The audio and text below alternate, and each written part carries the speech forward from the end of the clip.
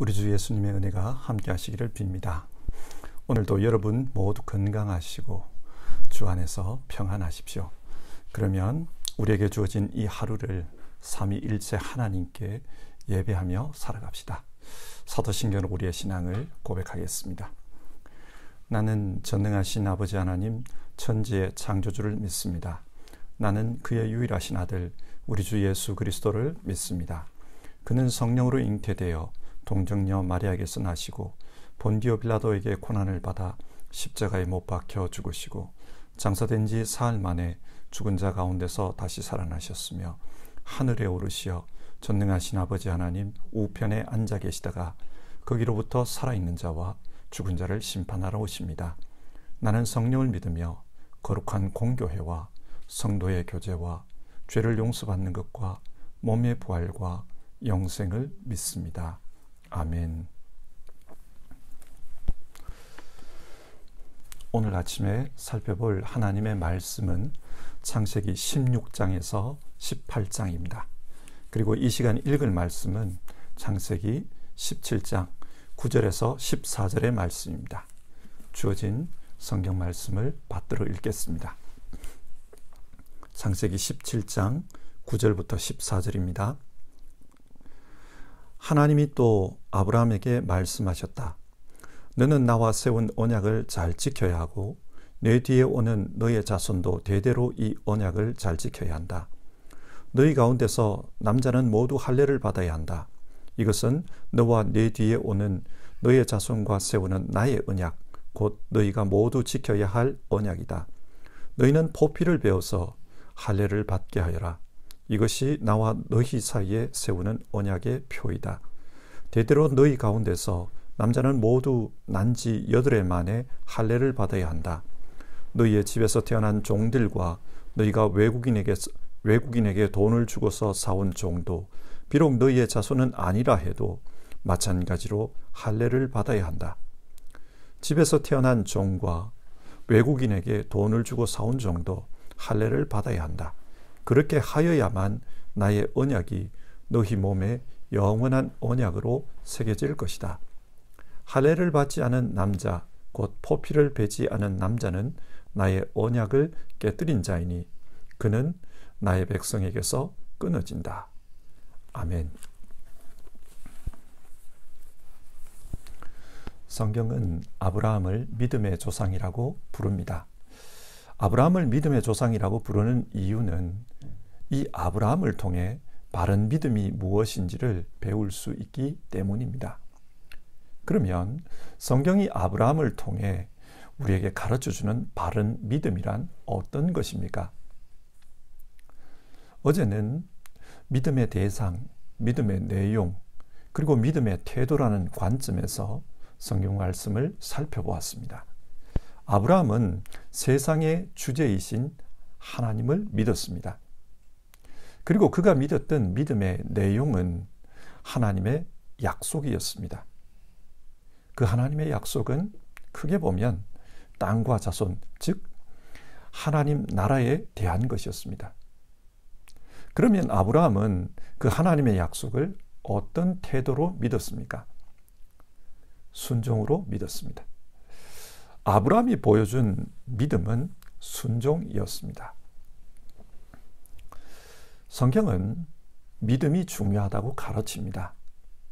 사람은 하나님을 믿음으로 말미암아 그 믿음으로 구원에 이릅니다. 그렇기 때문에 우리에게는 믿음이 중요하고 우리는 바른 믿음을 가져야 합니다. 그래서 오늘도 어제에 이어 아브라함을 통해 바른 믿음에 대해 생각해 보려고 합니다. 창세기 16장에서 18장의 말씀을 통해 바른 믿음이 무엇인지 우리 같이 생각해 봅시다. 여러분, 성경이 교훈하는 바른 믿음이란 어떤 믿음입니까? 첫 번째로 하나님의 약속을 믿고 인내하는 것입니다. 창세기 15장에서 하나님은 아브라함에게 자손과 땅에 대한 약속을 주셨습니다. 너의 자손이 저 별처럼 많아질 것이다. 하나님은 많은 후손을 주겠다고 하셨습니다. 그리고 너에게 이 땅을 주어서 너의 소유가 되게 하려고 너를 바벨로니아 우르에서 이끌어내었다. 하나님은 그렇게 말씀하셨습니다. 그리고 이 약속이 참되다는 것을 보여주시기 위해서 짐승을 잡아 쪼개고 아브라함과 언약을 맺었습니다. 이 언약의 의미는 만약 약속을 한 당사자가 약속을 지키지 않는다면 누구든지 이 짐승처럼 쪼개어질 것이라는 뜻이었습니다. 하나님이 쪼개어지든지 아브라함이 쪼개어지든지 약속을 지키지 않으면 쪼개어집니다. 자, 이렇게 약속을 했습니다. 그러나 현실은 어떠했습니까? 창세기 16장 3절을 보면 아브라함이 가나안 땅에 들어와 산 지 10년이 지나도 약속하신 그 자녀는 없었습니다. 그래서 사라가 말하기를 아브라함에게 자신의 여종 하갈과 동침하라고 합니다. 그렇게 해서 아이를 낳으면 그 아이를 자신의 아이로 받아들이겠다는 것입니다. 당시의 관례가 그랬습니다. 그 관례에 따라서 집안의 대를 이어가자 사라가 그렇게 제안한 것입니다. 아브라함이 그 생각을 좋게 여기고 받아들였습니다. 그런데 결과가 어떻게 되었습니까? 16장 4절. 하갈은 자기가 임신한 것을 알고서 자기의 여주인을 깔보았다. 종이 여주인을 무시하고 깔보는 일이 발생했습니다. 집안의 질서가 깨지고 말았다는 말이죠. 그러자 사라가 가만히 있지를 않았습니다. 사라는 그 하갈을 학대했다고 합니다. 학대가 심해지자 하갈은 사라에게서 도망쳐버렸다. 성경 그렇게 이야기해요. 물론 나중에 하갈이 다시 집으로 돌아와서 이스마엘을 낳고 함께 살아갑니다만 한번 깨어진 이 관계가 쉽게 봉합되지는 않습니다. 집안이 엉망이 되어버렸습니다. 그래서 큰 갈등이 이들 사이에 있었습니다. 이 갈등은 훗날 이스마엘의 후손과 이후 태어날 이삭의 후손 사이에 계속 이어지게 됩니다. 그리고 우리가 잘 아는 대로 이 갈등은 오늘날 아랍과 이스라엘 사이의 갈등으로 계속해서 이어져 오고 있습니다. 아브라함이 선택한 그 선택의 결과는 인류 역사를 두고 큰 어려움으로 작용하고 있습니다. 여러분, 성경이 이것을 통해 우리에게 무엇을 말합니까?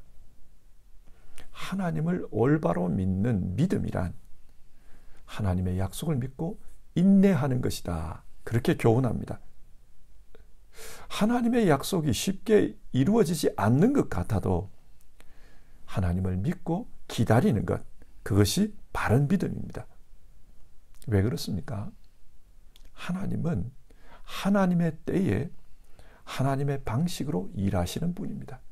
때가 참에 하나님의 때가 찼을 때 하나님께서 일하십니다. 모세는 40세에 이집트의 왕자로서 큰 일을 하고자 했습니다.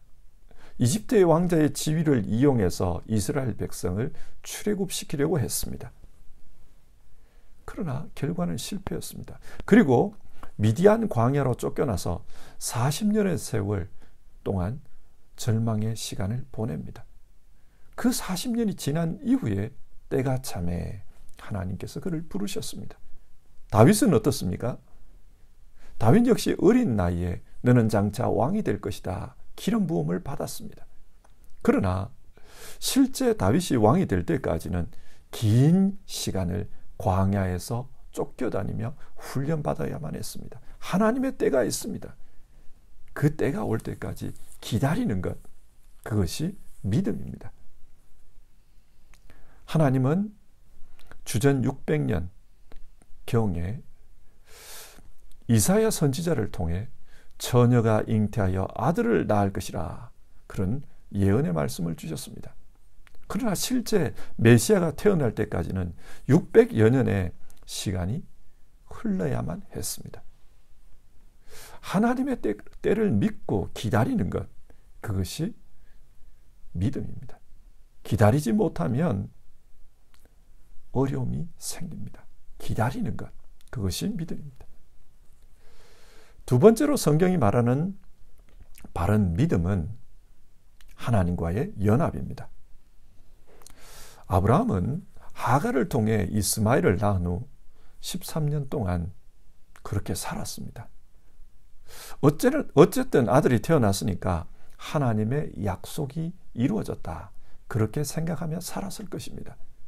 그런데 13년 후 아브라함이 99세 되던 해에 하나님께서 아브라함을 찾아오십니다. 그리고 17장 1절, 나는 전능한 하나님이다. 나에게 순종하여 흠없이 살아라. 그런 말씀을 하십니다. 나에게 순종하여 흠없이 살아라.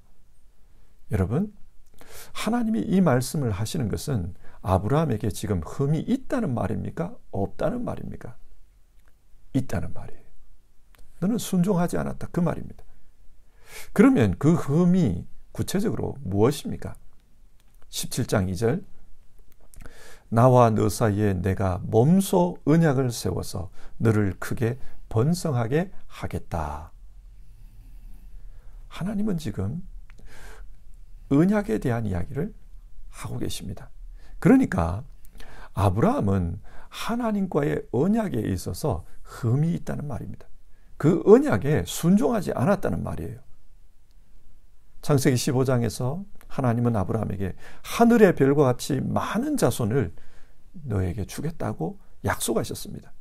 그리고 그 약속이 신실하다는 것을 보여주기 위해서 짐승을 쪼개어 언약식을 거행했습니다. 그리고 그 약속을 어기면 누구든지 이 짐승처럼 쪼개진다, 그렇게 이야기하셨습니다.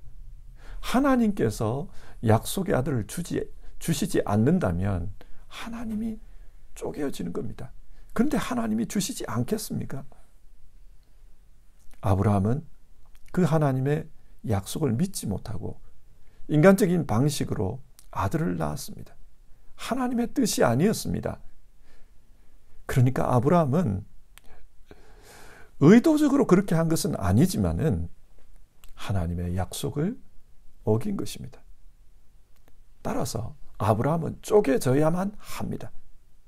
이런 상황에서 하나님은 아브라함에게 찾아오셔서 너는 순종해야 한다. 너는 이 언약을 다시 세움으로 새롭게 되어야 한다. 그 말씀을 하십니다. 그 언약을 새롭게 함으로 하나님께서는 아브라함을 크게 번성하게 해주겠다, 그렇게 말씀합니다. 그러면 하나님께서 아브라함과 다시 세우려는 언약은 어떤 언약입니까? 할례였습니다. 하나님은 아브라함에게 포피를 베라고 합니다.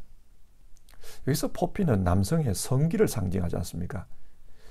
사람의 힘, 사람의 의지로 생식하고자 했던 그 아브라함의 포피를 잘라내라고 합니다. 이것을 통해 하나님은 마치 언약을 어긴 짐승을 쪼개듯 아브라함을 쪼개는 것입니다. 그리고 이제는 더 이상 아브라함이 자신의 뜻대로 그렇게 살지 못하도록 하는 겁니다. 이 할례를 통해서 아브라함 너는 죽었다, 그것을 말하고 있는 것입니다. 옛사람 아브라함은 죽었습니다. 그리고 이제는 새로운 사람으로 살게 하겠다는 거예요. 그러면 그 새로운 사람이란 어떤 사람입니까? 하나님의 뜻대로 사는 사람입니다. 이제는 자기 힘으로 후손을 번성하는 것이 아니라 하나님의 능력으로 번성하는 겁니다. 창세기 17장 19절을 보면 이삭이 태어날 것이라고 합니다. 그리고 그 이삭을 하나님은 약속의 아들이라고 부릅니다. 이 이삭을 통해 하나님 나라의 언약을 이어가겠다, 그렇게 말씀합니다. 자, 이 시점을 보십시오. 지금 할례를 통해서 아브라함의 포피를 잘랐습니다. 이것이 의미하는 바는 아브라함은 이제 인간적인 생식의 힘은 쪼개졌다, 끝났다라는 거예요. 그래서 더 이상 자기의 힘으로 생식할 수가 없습니다. 이제 이삭이 태어나는 것은 아브라함 자신의 힘이 아니라 하나님이 주시는 힘으로, 하나님이 주시는 생명의 능력으로 태어나는 겁니다. 그래서 하나님은 하나님의 능력으로 태어난 그 아들, 하나님의 약속의 아들 이삭과 새로운 언약을 맺겠다. 그리고 하나님 나라의 언약을 이어가겠다고 하십니다. 물론 성경에서 할례는 상징적인 의미가 큽니다. 포피를 잘랐다고 그 후에 태어난 모든 아들들이 하나님의 힘으로 태어난 아들인 것은 아닙니다. 생각해 보십시오. 사라가 죽고 난 후 아브라함은 후첩을 얻었습니다. 그두라라는 여인을 후첩을 얻었습니다. 그리고 그 그두라에게서도 태어난 아들들이 있었습니다. 하지만 그 아들들이 약속의 아들이었습니까? 아닙니다. 지금 이 할례는 상징적인 의미가 큽니다. 어떤 상징입니까? 나의 힘으로 살던 나의 옛사람은 죽고 하나님의 힘으로 사는 새 사람으로 산다. 그것을 상징합니다. 그래서 바울은 이 할례에 대해서 설명하면서 할례는 몸에 하지 말고 마음에 해야 한다. 그렇게 설명합니다. 마음에 하는 할례가 무엇입니까? 그게 바로 믿음이에요. 나는 예수 그리스도와 함께 십자가에서 죽었다. 그리고 나는 예수님이 주신 부활 생명으로 다시 살아간다. 그렇게 생각하는 것, 그것이 진짜 할례라는 겁니다. 나는 죽고 하나님으로 사는 것, 할례는 그것을 상징합니다. 자, 이렇게 나는 죽고 하나님으로, 하나님이 주시는 생명으로 다시 사는 것, 이렇게 된 사람은 어떻게 됩니까? 하나님과의 연합이 일어납니다. 17장 5절을 보겠습니다. 내가 너를 여러 민족의 아버지로 만들었으니 이제부터는 너의 이름이 아브람이 아니라 아브라함이다. 자, 이 문장을 잘 살펴보십시오. 내가 너를 여러 민족의 아버지로 만들었다. 하나님께서 아브라함을 여러 민족의 아버지로 만들었습니다. 하나님께서 아브라함의 인생을 만들어 가시는 겁니다. 따라서 이제 아브라함의 인생은 아브라함의 것이 아니라 하나님이 만들어 가시는 하나님의 것입니다. 자, 여기에 언약의 의미가 들어 있습니다. 아브라함이 살아가는 인생이니까 분명히 그 인생은 아브라함의 것입니다. 그런데 하나님이 만들어 가시는 인생이니까 그것은 하나님의 것이기도 합니다. 자, 보십시오. 아브라함의 인생은 아브라함의 것이면서 동시에 하나님이 만들어 가시는 하나님의 것입니다. 무슨 말입니까? 아브라함의 인생 속에 언약, 즉 분트가 있습니다. 이 언약을 독일어로는 분트라고 하지 않습니까? 분트, 하나님과 연합이 일어나는 겁니다. 하나님과 언약을 맺으면 그 삶 안에 하나님과의 분트가 이루어집니다. 그래서 내 삶이면서 동시에 하나님이 만들어 가시는 하나님의 삶이 됩니다.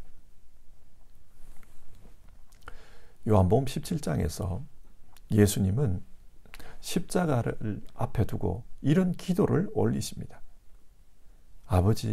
아버지께서 내 안에 계시고 내가 아버지 안에 있는 것과 같이 그들도 하나가 되어 우리 안에 있게 하여 주십시오. 이제 십자가 사건이 일어나면 하나님께서 예수님 안에, 예수님께서 하나님 안에 있는 이런 분트의 삶이 우리에게도 이루어지게 해달라. 그렇게 기도하십니다. 예수님의 십자가를 믿는 사람에게는 이런 분트가 일어납니다. 하나님께서 우리 안에 계시고 우리가 하나님 안에서 살아갑니다. 실제 그렇지 않습니까? 오순절 성령이 임한 후 예수 십자가를 믿는 사람들 안에 성령이 찾아오십니다. 하나님께서 우리 안에 계십니다. 그리고 그 성령이 함께하는 사람들은 성령의 손에 붙들려 성령의 이끌림을 받고 살아갑니다. 성령 안에서 살아갑니다. 참된 분투가 이루어지는 겁니다. 그래서 에베소서 2장 10절은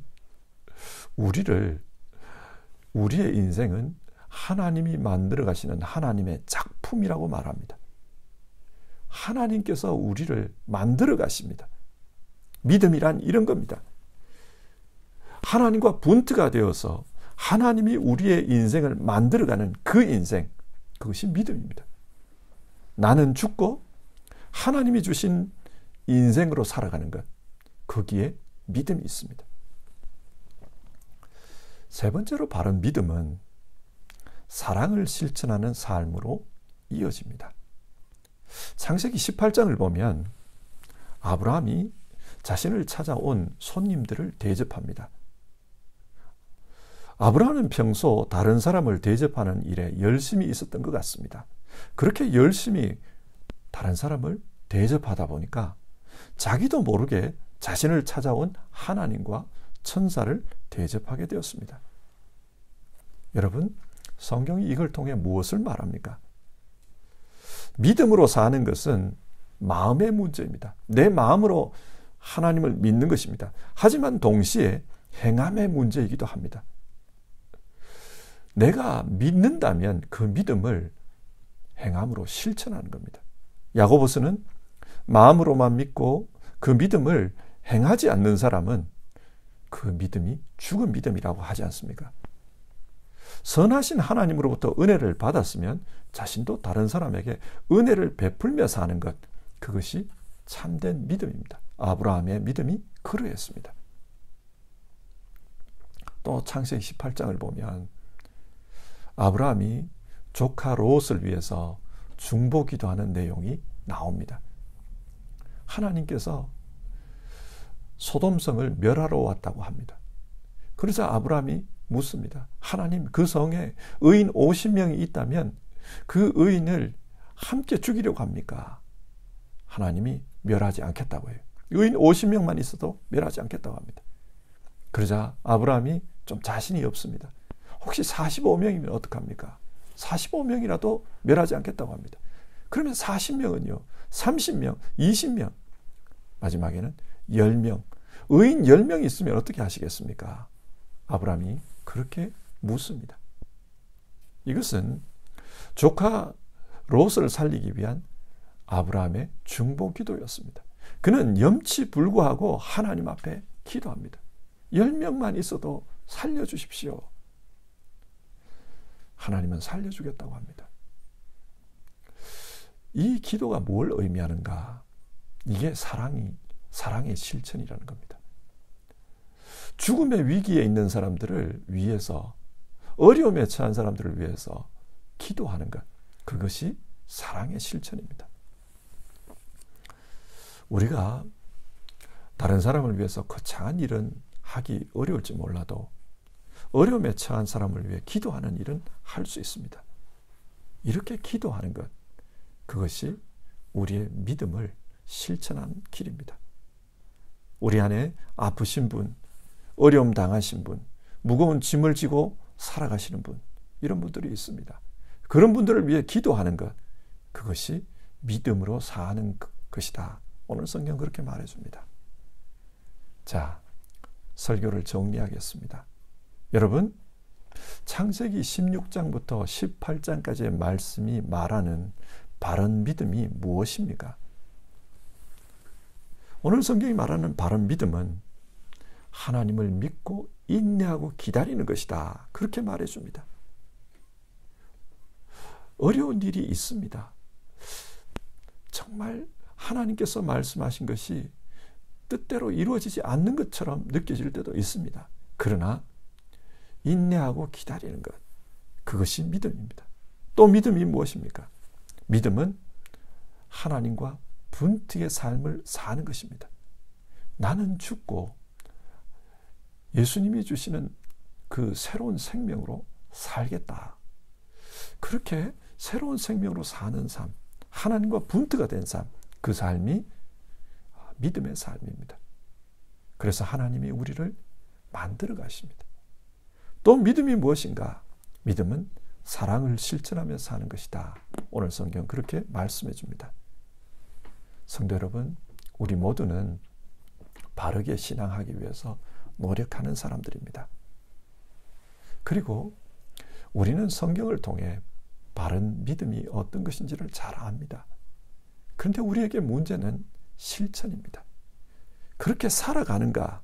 그것이 문제입니다. 그래서 오늘 하루를 살면서도 우리가 믿음으로 살아가는가? 그것을 확인해 보았으면 좋겠습니다. 나는 하나님을 믿는 가운데 지금 인내의 삶을 살고 있는가? 그리고 나는 내 삶에서 나의 옛사람은 죽고 예수님이 주시는 새 생명으로 살아가고 있는가? 그것을 따져봅시다. 확인해 봅시다. 하나님께서 내 삶을 만들어가고 계시는가? 나는 내 삶을 하나님께 맡겼는가? 확인해 봅시다. 그리고 내 앞에 있는 어려움 당한 분들을 위해 나는 기도하며 살고 있는가? 사랑을 실천하고 있는가? 확인해 봅시다. 하나님 앞에서 우리가 이렇게 확인하면서 살아가면 하나님께서 우리의 믿음이 올바른 길로 걸어갈 수 있도록 우리를 이끌어 주실 것입니다. 주님의 인도하심을 믿고 오늘도 믿음으로 살아가기를 주님의 이름으로 축원합니다. 우리 함께 찬송하겠습니다. 찬송가 435장 나의 영원하신 기업, 우리 1절과 3절 부르고요. 같이 기도하겠습니다.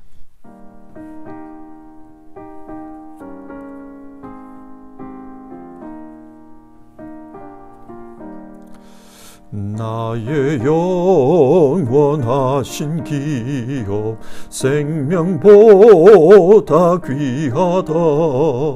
나의 갈 길 다가도록 나와 동행하소서. 주께로 가까이 주께로 가오니 나의 갈 길 다가도록 나와 동행하소서. 어두운 골짝 지나가며 험한 바다 건너서 천국 문에 이르도록 나와 동행하소서. 주께로 가까이 주께로 가오니 나의 갈 길 다가도록 나와 동행하소서. 우리 시간 같이 기도합시다. 하나님께서 우리를 인도해 주시기를 기도합시다.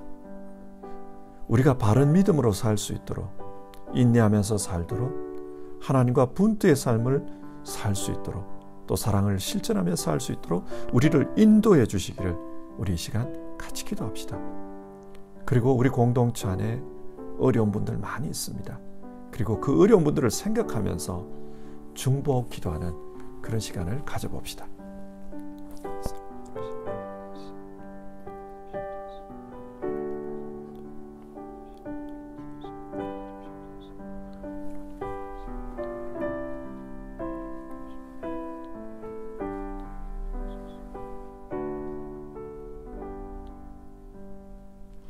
하나님 아버지, 오늘 성경 말씀을 통해서 바른 믿음이 어떤 것인가 우리가 그것을 살펴보았습니다.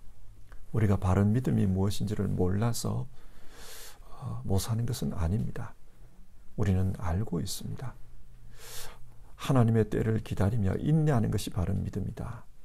하나님과 분투가 되어서 예수 그리스도 안에서 살아가는 것, 그것이 바른 믿음이다.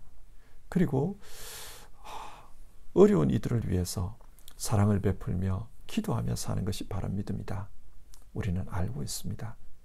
우리가 그 믿음으로 살 수 있도록 하나님 우리를 이끌어 주시옵소서. 우리와 동행하시는 하나님께서 우리를 믿음의 삶으로 이끌어 주시옵소서. 그래서 우리 모두 바른 믿음으로 살게 하여 주시옵소서. 하나님, 우리 안에 어려움이 있는 이들이 있습니다. 건강에 어려움이 있는 분들 주님 도와주시옵소서. 그리고 정말 큰 어려움을 당해서 삶의 위기를 겪고 있는 분들 주님 기억해 주시옵소서. 그리고 그분들을 위해서 중보기도하는 이들을 주님 기억해 주시고 그 믿음을 하나님께서 축복해 주시옵소서. 우리 어려움 당한 이들 다 주님의 은혜로 일어설 수 있게 하시고 회복될 수 있도록 건강한 삶을 살 수 있도록 축복해 주시옵소서. 이 모든 말씀 우리 주님 예수님의 이름으로 기도드립니다. 아멘. 오늘도 주님 안에서 은혜로운 삶이 되시기를 바랍니다. 주기도문으로 오늘 아침 예배를 마치겠습니다. 하늘에 계신 우리 아버지, 아버지의 이름을 거룩하게 하시며 아버지의 나라가 오게 하시며 아버지의 뜻이 하늘에서와 같이 땅에서도 이루어지게 하소서. 오늘 우리에게 일용할 양식을 주시고 우리가 우리에게 잘못한 사람을 용서하여 준 것 같이 우리 죄를 용서하여 주시고 우리를 시험에 빠지지 않게 하시고 악에서 구하소서. 나라와 권능과 영광이 영원히 아버지의 것입니다. 아멘.